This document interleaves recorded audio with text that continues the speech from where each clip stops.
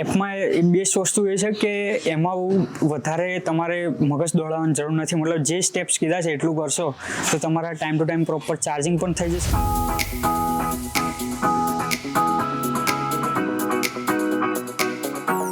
મારું નામ ભૌદીપ છે અને હું અત્યારે અંબા ટાઉનશીપમાં જાઉં છું અને હું અત્યારે સ્ટુડન્ટ છું. મારી કોલેજ છે લો ગાર્ડન અમદાવાદ. મારું ડેલીનું ટ્રાવેલિંગ હોય છે અરાઉન્ડ 50 કિલોમીટર્સ મિનિમમ.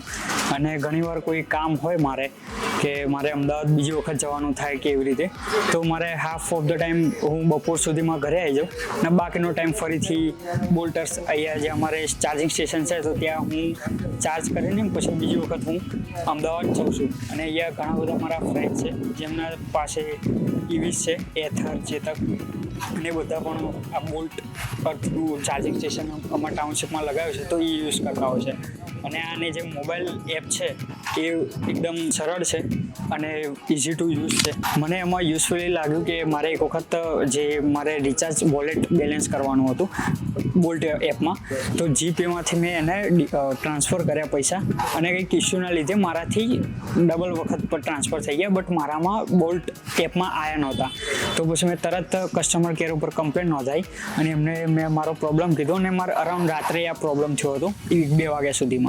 અને મેં આવી રીતે એમને જણાવ્યું તો એમને મને થોડો ટાઈમ આપ્યો અને વિધિન હાફ એન અવર એમને મને પૂરેપૂરા પૈસા પાછા કરી દીધા. એપમાં બેસ્ટ વસ્તુ એ છે કે એમાં વધારે તમારે મગજ દોડાવવાની જરૂર નથી. મતલબ જે સ્ટેપ્સ કીધા છે એટલું કરશો તો તમારા time to time proper charging પણ થઈ જશે ને કંઈ વધારે પૈસા જશે કે નહીં આવે કે કંઈ જ નથી. એમાં તમારે જેટલું યુઝ થયું હશે તમારી વીજળીનો તો એ બધે પૂરા એટલું યુઝ થઈને પછી વધારે પૈસા પે થઈ ગયા છે ને તો તમારે રિફંડ થઈ જશે.